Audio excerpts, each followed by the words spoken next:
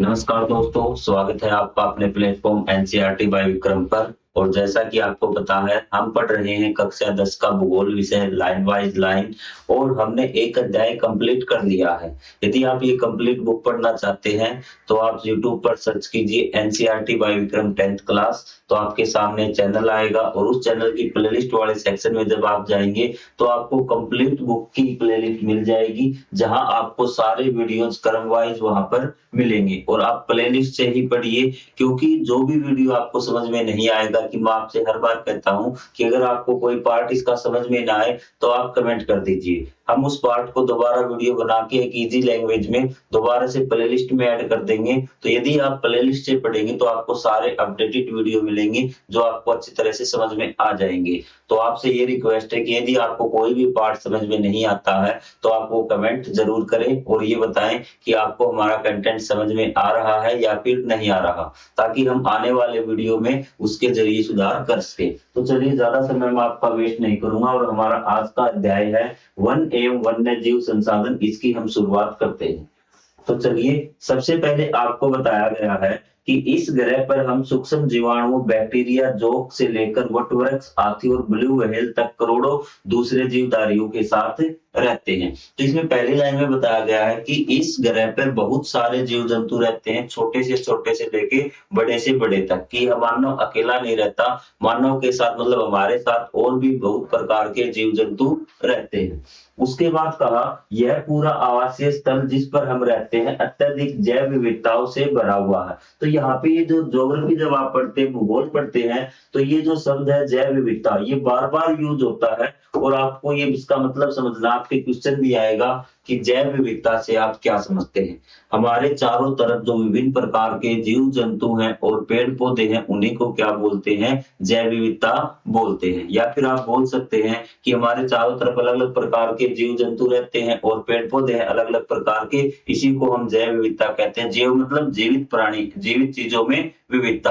अब जीवित चीजें आपकी क्या है? जीव जंतु हैं और आपके पेड़ पौधे हैं, इनमें जो विविधता उसी को जैव विविधता कहते हैं। तो आपको क्लियर हुआ, क्योंकि बार बार ये शब्द आपके यूज होते हैं। तो मानव और दूसरे जीवधारी एक जटिल पारिस्थितिक तंत्र का निर्माण करते हैं। इसने कहा कि मानव और दूसरे जीवधारी, मानव और दूसरे जीव। तो सबसे पहले आप समझिए इसको, पारिस्थितिक तंत्र क्या होता है, क्योंकि ये शब्द भी आपका बार बार आएगा, पारिस्थितिक तंत्र भी। ये आपको परेशान करेगा भूगोल में। इसका मतलब जब आप छठी क्लास से थे, छठी कक्षा में था पारिस्थितिक तंत्र, लेकिन शब्द ऐसा है, इसकी परिभाषा ऐसी है कि आपको आज तक समझ में नहीं आया कि ये होता क्या है। तो इसको समझिए क्या होता है कि इस पूरा जो हमारा पर्यावरण है, में दो प्रकार की चीजें हैं, एक तो जैव और एक आपकी अजैव, मतलब सजीव और निर्जीव। तो इसमें क्या है कि सभी आपकी सजीव चीजें और निर्जीव चीजें एक दूसरे से जुड़ी हुई हैं। तो क्या होता है कि मैं आपको यहाँ पे समझाता हूँ एक बार, कि ये आपकी देखिए, यहाँ पे देखिए, ये आपकी सजीव चीजें हो गई वातावरण में, और ये आपकी निर्जीव चीजें होगी। कि वातावरण में दो प्रकार के घटक हैं आपके, एक सजीव और एक निर्जीव। इसमें क्या होता है कि सजीव चीजें और निर्जीव चीजें सभी आपस में एक दूसरे से जुड़ी हुई हैं। मतलब कि सजीव है वो सजीव से भी जुड़ी हुई है, जो सजीव है वो निर्जीव से भी जुड़ी हुई है, निर्जीव है वो सजीव से भी जुड़ी हुई है। तो इस प्रकार क्या है कि ये एक ऐसा व्यवस्था बनाते हैं कि जिसमें ये क्या है कि पदार्थ और ऊर्जा का आदान प्रदान करते हैं। तो आपको लिखना है कि पार्थिव तंत्र में क्या होता है कि सभी सजीव व निर्जीव चीजें एक ऐसी व्यवस्था का निर्माण करते हैं जिसमें क्या करते हैं, वो ऊर्जा और पदार्थ का आदान प्रदान करते हैं। ये कैसे? देखिए, सबसे पहले आपके पेड़ पौधे हैं। आप कहेंगे हाँ सर, पेड़ पौधे ये सजीव में आ गए, और ये आपका सूर्य है, ये आपका निर्जीव में आ गया, और ये आपका पानी है तो ये आपका निर्जीव में आ गया। तो पेड़ पौधे क्या करेंगे कि सूर्य से क्या लेंगे? सूर्य का प्रकाश लेंगे, आपको पता है, और पानी लेंगे। तो ये क्या हो गया, इन्होंने क्या किया, पदार्थ का आदान प्रदान किया ना, कि सूर्य से तो क्या ली, ऊर्जा ली, और यहाँ पानी से आपका पानी लिया। तो इसका मतलब क्या है कि पेड़ पौधों ने क्या लिया, ऊर्जा व पदार्थ का आदान प्रदान हुआ, ठीक है। फिर पेड़ पौधे क्या होंगे, जब पेड़ पौधा बड़ा हो जाएगा तो पेड़ पौधा क्या होगा कि पेड़ जब ये सूख जाएगा तो जो ये सूक्ष्म जीव हैं ये इसको क्या करेंगे, मिट्टी में बदल देंगे। ये टूटा हुआ जो पेड़ था सूख गया, इसको मिट्टी में बदल देंगे। तो ये देखिए मिट्टी क्या थी आपकी, निर्जीव थी, और सूक्ष्म जीव क्या थे, सजीव थे। तो इन्होंने फिर इसको मिट्टी में बना दिया ना, तो ये जुड़ गए इस प्रकार से। तो उसी प्रकार क्या दूसरा जीव आपका हम है, दूसरे जीव जंतु हैं, वो पौधों से क्या लेते हैं, पौधों से फल वगैरह लेते हैं, लकड़ियां वगैरह लेते हैं। तो ये देखिए कि आपका पारिस्थितिक तंत्र क्या होता है कि एक ऐसा तंत्र है जिसमें सभी जो चीजें हैं आपकी जीवित और निर्जीव, जैव व अजैव एक दूसरे से जुड़ी हुई हैं और एक दूसरे से पदार्थ और ऊर्जा का आदान प्रदान करती है। इस तंत्र को हम बोलते हैं पारिस्थितिकी तंत्र। चीजें क्लियर, बिल्कुल डिटेल में बताऊंगा एक एक चीजें। जो चीज समझ में ना आए वो आप कमेंट करके बता देना हमें ये चीज समझ में नहीं आई। अब आगे बढ़िए, जिसका हम मात्र एक हिस्सा और अपने अस्तित्व के लिए इसके विभिन्न तत्वों पर निर्भर करते हैं। मतलब हम अपने अस्तित्व के लिए, जीवित रहने के लिए जो पारिस्थितिकी तंत्र है ना, इसके घटक घटक आपको बताए थे, जैव व अजैव, जीवित और निर्जीव। तो ये देखिए हम किस पे डिपेंड करते हैं, उदाहरण के तौर पर वायु, वायु घटक है एक इसका, जिसमें हम सांस लेते हैं, जल जिसमें हम पीते हैं, और मृदा जो अनाज पैदा करती है जिसके बिना हम जीवित नहीं रह सकते। पौधे, पशु और सूक्ष्म जीव इनका पुनः सर्जन करते हैं। पुनः सर्जन आपको मैंने बता दिया कि जैसे ऑक्सीजन है, हवा है, वो भी क्या है आपका एक घटक है आपका पारिस्थितिक तंत्र का, जो पौधे ऑक्सीजन का निर्माण करते हैं। तो हो गया ना, उनको ऊर्जा का क्या कर दिया, ट्रांसफर उन्होंने वापिस कर दिया है। तो पुनः सर्जन आप समझ गए। तो इसने कहा एक लाइन और आपकी यहाँ पे इंपॉर्टेंट आएगी, जिसके बिना हम जीवित नहीं रह सकते, ये चीज आपकी कवर होगी। पौधे, पशु, सूक्ष्म जीव इनका पुनः सर्जन करते, मतलब इनको दोबारा बना देते। जैसे आपके सूक्ष्म जीव थे, उन्होंने मिट्टी को बना दिया, पौधों ने ऑक्सीजन को बना दिया, ठीक है। वन पारिस्थितिकी तंत्र में महत्वपूर्ण भूमिका निभाते हैं। जो वन है ना, वो आपकी तंत्र में भूमिका, महत्वपूर्ण भूमिका निभाते हैं, क्योंकि ये प्राथमिक उत्पादक है। अब यहाँ से समझ में आएगा कि प्राथमिक उत्पादक किस प्रकार से, आपसे क्वेश्चन पूछा जाएगा हर प्रकार से। तो प्राथमिक उत्पादक इसलिए है क्योंकि पौधे है ना, तो वो आपके भोजन बनाने के लिए किसी जीवित चीज पर निर्भर नहीं रहते, वो सारी चीजें प्रकृति से प्राप्त करते हैं। जैसे उन्हें सनलाइट चाहिए, सूर्य का प्रकाश सूर्य से ले लिया, जल भूमि से ले लिया, खनिज लवण आपकी भूमि से ले लिए, और वो अपना भोजन स्वयं तैयार कर सकते हैं और वो दूसरों को भोजन देते हैं। इसलिए पौधों को क्या कहा जाता है, प्राथमिक उत्पादक कहा जाता है, जिन पर दूसरे सभी जीव निर्भर हैं। तो मुझे ये बताइए कि ये पैराग्राफ था छोटा सा, लेकिन इसमें क्वेश्चन बहुत बड़े बड़े राइज होते हैं जो आपको काफी परेशान करते हैं। आप रट्टा मारना नहीं है, आपको चीजों को समझना, बेशक टाइम लग जाए। एक चीज को ऐसा समझ लीजिए कि आप किसी दूसरों को भी समझा सके। तो आपको ये चीजें क्लियर हुई, आगे बढ़े। भारत में वनस्पति जात और प्राणी जात, यदि आप आसपास नजर दौड़ाते हैं तो आप पाएंगे कि कुछ ऐसे प्राणी हैं और पौधे हैं जो आपके क्षेत्र में ही पाए जाते हैं। यदि आप देखेंगे ना, भारत में रहते हैं आप, तो यदि आप देखेंगे तो आपके आसपास ऐसे पौधे मिलेंगे जो आपके आसपास ही, आप यहाँ रहते हैं तो ऐसे पौधे मिलेंगे जो आसपास ही पाए जाते हैं, ऐसे प्राणी मिलेंगे जो आपके आसपास पाए जाते हैं। फिर ये भारत पूरा बड़ा मान लेते, इतना बड़ा, फिर यहाँ पे क्या है कि यहाँ पे भी कुछ ऐसे पौधे मिलेंगे जो इसी क्षेत्र में पाए जाते हैं। जैसे भारत के राज्य यहाँ बना ही देता हूँ मैं मैप एक बार भारत का, ताकि चीजें आपको समझ में आ जाए। ये भारत का प्रतीकात्मक मैप मैंने बना दिया कि कुछ इस इलाके में, तो जम्मू कश्मीर, उसमें कुछ ऐसे पौधे मिलेंगे जो सिर्फ जम्मू कश्मीर में पाए जाते हैं। हरियाणा में कुछ ऐसे मिलेंगे जो हरियाणा में पाए जाते हैं, या नीचे दक्षिण भारत में कुछ ऐसे मिलेंगे जो यही पाए जाते हैं। पूर्वोत्तर में भी कुछ ऐसे जीव जंतु जो यहाँ पाए जाते हैं, बाकी भारत में नहीं पाए जाते। तो इस चीज से आपने क्या समझा कि भारत में बहुत ज्यादा जैव विविधता है। इसी को तो जैव विविधता बोलते हैं, अलग अलग प्रकार के पेड़ पौधे और जीव जंतु हैं, इसी को तो हम क्या बोलते हैं, जैव विविधता। कि भारत में भी बहुत ज्यादा जैव विविधता है। इस लाइन से आपको ये समझाया गया। मैं ये भी बताता चलूंगा कि आपको क्या किस लाइन के द्वारा आपको बताया गया, कि एक बार पढ़िए और ऐसा पढ़िए कि हमेशा के लिए आपको किसी प्रकार का कंफ्यूजन न हो। आगे आप टीचर बने तो बच्चों को भी आराम से समझा सके, आप अपने सहपाठी हैं उसको भी समझा देंगे आराम से चीजें, क्योंकि इतनी ज्यादा ये नहीं है अभी। वास्तव में भारत में जैव विविधता के संदर्भ में विश्व के सबसे समृद्ध देशों में एक है। इसने कहा कि जिन देशों में जैव विविधता पाई जाती है, अब आप जैव विविधता से कंफ्यूज नहीं होंगे, अब आपको पता चल चुका है कि जैव विविधता का मतलब क्या है। कि भारत वास्तव में जैव विविधता के संदर्भ में विश्व के समृद्ध देशों में से एक है। मतलब कि भारत ऐसे जहाँ जैव विविधता पाई जाती है ना, जहाँ ज्यादा पाई जाती है उन देशों का नाम होगा, तो भारत भी उन देशों में से एक है जहाँ सबसे ज्यादा जैव विविधता पाई जाती है। यहाँ विश्व की सारी जैव उपजातियों की 8% संख्या है। तो मतलब भारत में कितनी जो टोटल उपजातियां ना, अलग अलग प्रकार के जीव जंतु और पेड़ पौधे पाए गए हैं, तो उनमें से कितनी है भारत में 8%, जिनकी संख्या भी 16 लाख है अभी। ये अभी खोजी जाने वाली उपजातियों से 2 या 3 गुना है। मतलब कि अभी भी तकरीबन, अगर इसको 2 गुना माने तो अभी कितनी जनजातियां बाकी है खोजनी, 5 से 8 लाख के बीच प्रजातियां और खोजी जाएंगी। जीव जंतुओं के बारे में हमें पता ही नहीं, तो धीरे धीरे उन जनजातियों के बारे में खोज जारी है, उनका पता लगाया जा रहा।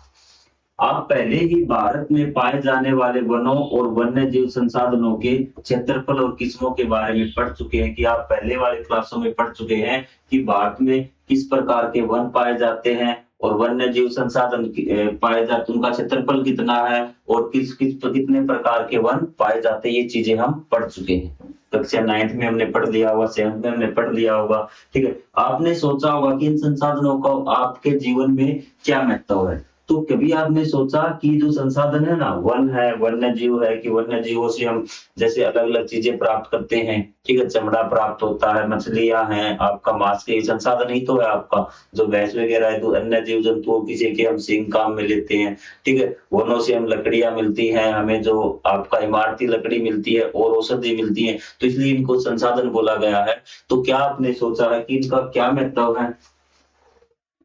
ये विविध वनस्पति जाति, अलग अलग प्रकार की जो वनस्पति है, पेड़ पौधे हैं और प्राणी हैं, हमारे हर रोज के जीवन में इतने गुथे हुए हैं कि हम इनकी कदर नहीं करते हैं। तो इसने कहा कि हमारे रोज के जीवन में इतने गुथे हुए हैं कि हम इसकी कदर नहीं करते। मतलब इनकी मात्रा देख के, ठीक है, इनको हमने क्या कर दिया है कि महत्वहीन कर दिया है, इनके महत्व को हम नहीं समझ पाते। हमें सिर्फ क्या, हमारी आवश्यकताएं पूरी करनी है। परंतु पर्यावरण के प्रति हमारी असंवेदना के कारण, मतलब कि हमारा ध्यान नहीं है पर्यावरण की तरफ, कि हम सिर्फ क्या, हमारी आवश्यकताओं को पूरी करने में लगे हैं। पिछले कुछ समय से इन संसाधनों पर भारी दबाव बढ़ा है। मतलब भारी दबाव बढ़ने का मतलब कि इनकी कमी होती जा रही है, ये चीज खतरे में है और इनका प्रयोग हमें बहुत ज्यादा कर रहे हैं। मतलब ये संकट में आ गई है, दबाव बढ़ने के कारण, कि किसी पे क्या, कि संकट आना भी। ठीक है, भारत में वन और वन्य जीवन का संरक्षण हम पढ़ेंगे। वन्य जीवन का मतलब कि वन में जो रहने वाले प्राणी हैं आपकी, उनसी बात है। और वनों में तेज गति से हो रहे हवास के कारण इनका संरक्षण बहुत आवश्यक हो गया है। इसने कहा कि इनका जो तेज गति से हम इनका क्या कर रहे हैं, इनको खत्म कर रहे हैं, या फिर हमारी जो क्रियाएं हैं जैसे वनों को काटना, उनके कारण ये क्या तेजी से खत्म हो रही है। तो इसलिए हमें इनका संरक्षण, मतलब इनको बचाना बहुत आवश्यक हो गया। परंतु हमें वनों और वन्य जीवन का संरक्षण करना आवश्यक क्यों है। अब ये पूछा है कि आवश्यक क्यों है, क्या जरूरी है वनों को बचाना भी।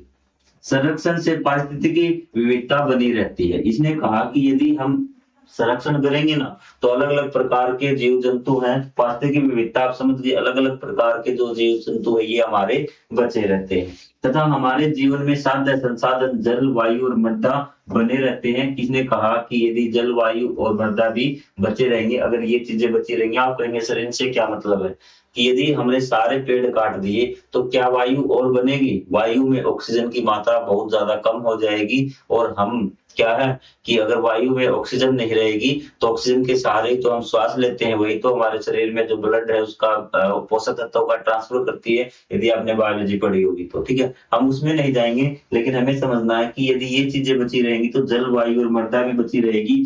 नवोदित, तो अगर सारे सूक्ष्म जीव खत्म हो गए तो आपकी मिट्टी में जो पोषक तत्व कैसे उत्पन्न होंगे, तो ये चीजें क्या बहुत जरूरी है।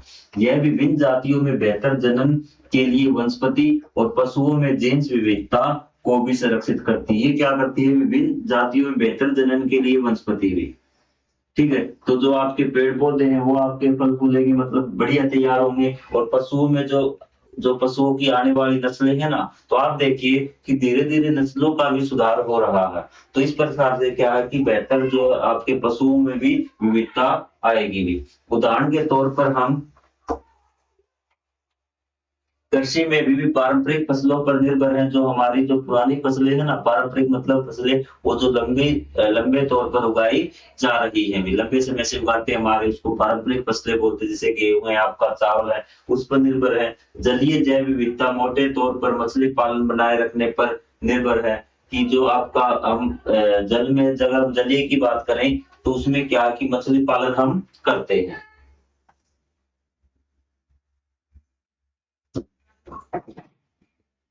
अब कहता है कि 1960 और 1970 के दशकों के दौरान पर्यावरण संरक्षकों ने भी, जो पर्यावरण के प्रति कुछ ऐसे महान लोग थे जो पर्यावरण के प्रति चिंतित थे, उन्होंने चिंता जताई, सरकार को भी बोला कि इस प्रकार से हमें क्या पर्यावरण की ओर ध्यान देना चाहिए। तो ने राष्ट्रीय वन्यजीव सुरक्षा कार्यक्रम की पुरजोर मांग की। उन्होंने मांग की कि राष्ट्रीय वन्यजीव सुरक्षा कार्यक्रम, कि राष्ट्र को, देश को कोई ऐसी नीति अपनानी चाहिए, कोई कार्यक्रम योजना चलानी चाहिए जिससे वन्य जीवन की क्या हो, सुरक्षा हो। तो भारतीय वन्यजीव रक्षण अधिनियम 1972 में लागू किया गया था, और उन्हीं की मांगों को देखते ही भारत सरकार ने एक अधिनियम मतलब कानून बनाया जिसका नाम था भारतीय वन्यजीव रक्षण अधिनियम 1972। ये आपसे इसकी डेट पूछ सकता है कि कब लागू किया गया था। ये 1972 में लागू किया गया था, जिसमें वन्य जीवों के आवास रक्षण के अनेक प्रावधान थे। जिसमें मेन काम क्या था, वन्य जीवों के आवास रक्षण भी। ठीक है, वन्य जीवों के आवासों का, जहां वो रहते हैं, मतलब कि जो प्रकृति है ना, जो पेड़ पौधे हैं, जहां वो रहते हैं, वन वो रहते हैं, उनकी रक्षा करना था। सारे भारत में रक्षित जातियों की सूची भी प्रकाशित की गई कि किन किन जो प्रजाति कम थी, जिनकी संख्या कम हो गई थी जीव जंतुओं की, उनकी सूची प्रकाशित की गई कि ये हमारी रक्षित प्रजाति, हमें इनको बचाना है। इस कार्यक्रम के तहत बची हुई संकटग्रस्त जातियों के बचाव पर शिकार प्रतिबंध, आपका जीवों के व्यापार पर रोक लगाने, इसमें बहुत सारे नियम बनाए गए भी। आपके क्या करे गए कि इसमें बहुत सारे नियम बनाए गए, और उन नियमों में क्या बताया गया कि जो आपके जीव जंतु कम है, जिनकी संख्या कम है, उनके शिकार पर प्रतिबंध लगा दिया, उनके व्यापार पर प्रतिबंध लगा दिया। ठीक है, ये रहा कि वन्य जीव आवासों का कानूनी रक्षण, की कानून बना दिया। कि पहले तो ये कहता कि कोई कानून नहीं था, कि मार दिया तो मार दिया, लेकिन अब कानून बना दिया। कानून मतलब अगर आपने उसके विपरीत कोई काम किया तो आपको दंड या सजा मिलेगी। जंगली जीवों के व्यापार पर रोक लगाने आदि पर जोर दिया गया। तत्पश्चात केंद्रीय सरकार और कई सरकारों ने राष्ट्रीय उद्यान और वन्य जीव पशु विहार स्थापित किए। अब यहाँ से क्वेश्चन बनता है, राष्ट्रीय उद्यान और वन्य जीव पशु विहार में क्या फर्क है।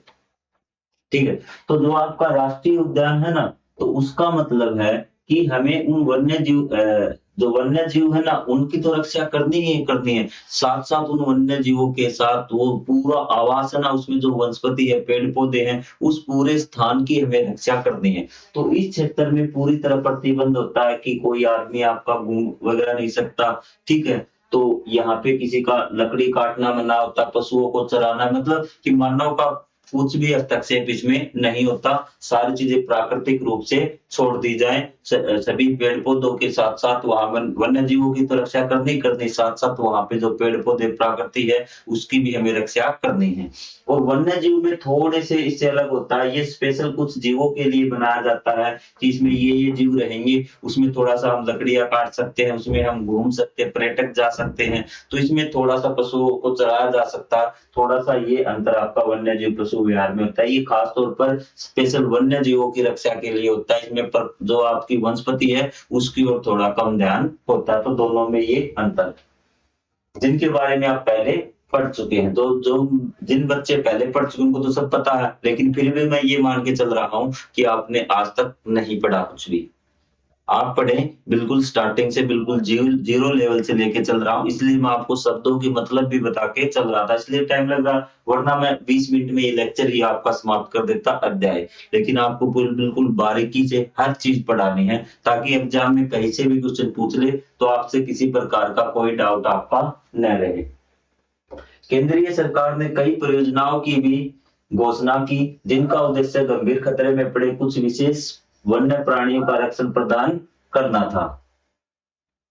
केंद्रीय सरकार ने क्या की, कई परियोजनाएं चलाई कि जिनका लक्ष्य क्या था, जो खतरे में है जीव जंतु, मतलब खतरे में मतलब ये नहीं वो बीमार हो गया, उसका एक्सीडेंट होगा, उसका मतलब है कि आपके जीव जंतु की संख्या कम हो गई है, कि मतलब यदि ऐसे ही उनका ख्याल नहीं रखा गया, ध्यान नहीं रखा गया, तो भारत में खत्म ही हो जाएंगे।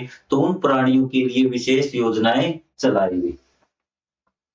तो इन प्राणियों में कौन-कौन प्राणी थे जो संकटग्रस्त थे, कि जो भारत से जिनका अस्तित्व ही खत्म हो सकता था? तो वो देखिए, इन प्राणियों में बाघ, एक सींग वाला गैंडा, हिरण, हंगुल, 3 प्रकार के मगरमच्छ, स्वस्थ जल मगरमच्छ, लवणीय स्वस्थ जल मतलब जो आपका स्वस्थ जल में रहता है, लवणीय मतलब जो लवणीय जल में रहता है, घड़ियाल, एशियाई शेर और अन्य प्राणी भी शामिल। आपसे पूछ सकता है कि संकटग्रस्त प्राणियों के बारे में लिखिए, उदाहरण दीजिए, तो आप इनमें से आपको देख लेना, ये आपको लिखने हैं।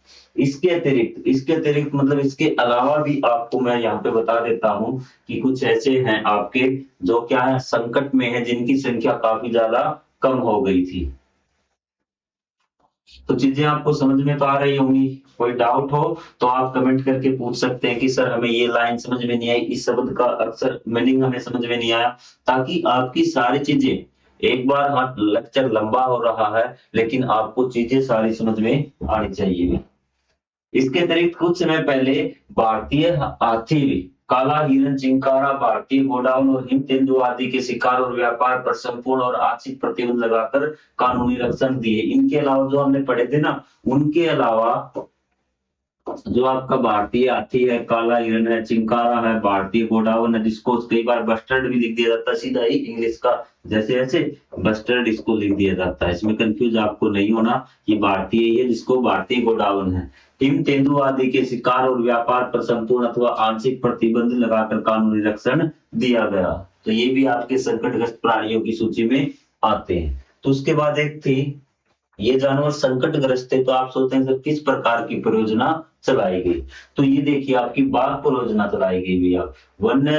जीवन संरचना में बाघ टाइगर एक महत्वपूर्ण जंगली जाति है। 1973 में अधिकारियों ने पाया कि 20वीं शताब्दी के आरंभ में बाघों की अनुमानित संख्या 55,000 थी। कितनी थी? 55,000 थी। और अब कितनी रह गई थी उस टाइम? 1827। बाघों को मारकर उनके व्यापार के लिए चोरी करना, आवासीय स्थलों का सिकुड़ना, आवासीय स्थल क्या हो गए? छोटे हो गए। भोजन के लिए आवश्यक जंगली उपजातियों की संख्या का कम होना, जनसंख्या में बढ़ती बाघों की घटती संख्या के मुख्य कारण थे। ठीक है, उनके भोजन में कमी आ गई, जो चीजें बाघ खाते थे ना, जो जीव जंतु, वही कमी हो गई, तो भाई बाघ क्या खाएंगे? आप सोचेंगे कि घास, मैं बताता हूँ कैसे संबंधित, आपको बताया था ना पारिस्थितिकी तंत्र की सभी जीव जंतु और आपकी प्रकृति एक दूसरे में प्रकृति है। आपने सोचा घास कम कर देते, हम भी घास को खत्म कर दिया आपने, तो घास कौन खाती है? मान लेते हिरण, तो हिरण भी खत्म। हिरण कौन खाता है? शेर, तो शेर भी खत्म। तो इस प्रकार से क्या है कि सभी जीव जंतु आपस में एक दूसरे से जुड़े हुए हैं, और ये प्राकृतिक निर्जीव और सजीव जीते आपस में एक दूसरे पर निर्भर हैं, और ऊर्जा का और पदार्थ का आदान प्रदान करते हैं पारिस्थितिकी तंत्र में।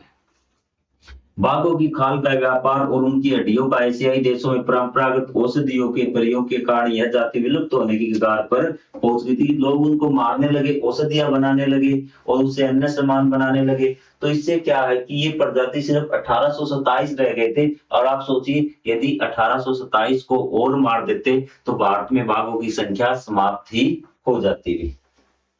चूंकि भारत और नेपाल दुनिया की 2/3 बाघों की आवास स्थल उपलब्ध कराते हैं, अतः ये देश ही शिकार, चोरी और गैरकानूनी व्यापार करने वालों के कुछ मुख्य निशानों पर थे। क्योंकि सबसे ज्यादा बाघ या नेपाल में या भारत में पाए जाते थे, और जो चीज जहां ज्यादा पाई जाएगी तो वहां उसकी डिमांड क्या होगी? तो जो चोर हैं, जो आपके शिकारी है, वहीं पे जाएंगे, क्योंकि उन्हें पता है कि वहां ज्यादा मिलेंगे।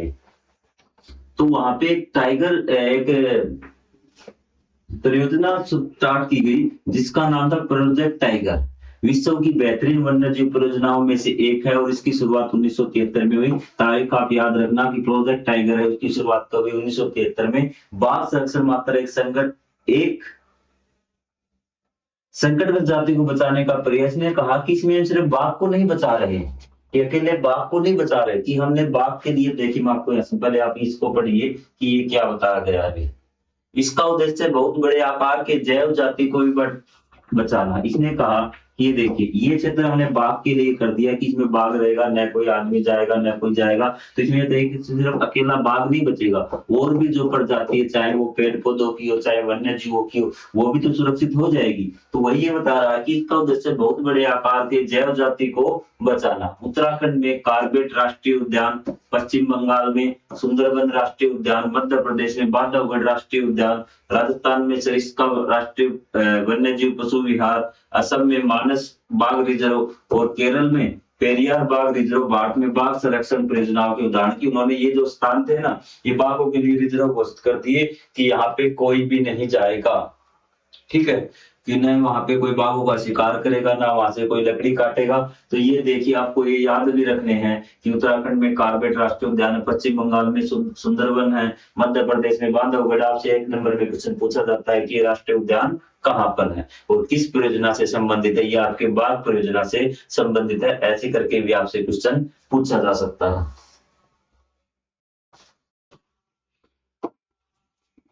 आजकल संरक्षण परियोजनाएं जैव विविधताओं पर केंद्रित होती हैं भी, ठीक है, न कि इसके विभिन्न घटकों पर भी। तो जो आपकी संरक्षण परियोजनाएं है ना, जैव विविधताओं पर केंद्रित होती है, न कि इसके विभिन्न घटकों पर। संरक्षण के विभिन्न तरीकों की गहनता से खोज की जा रही है कि किस प्रकार से हम संरक्षण कर सकते हैं, इसके और भी तरीके खोजे जा सकते हैं, खोजे जा रहे हैं भी।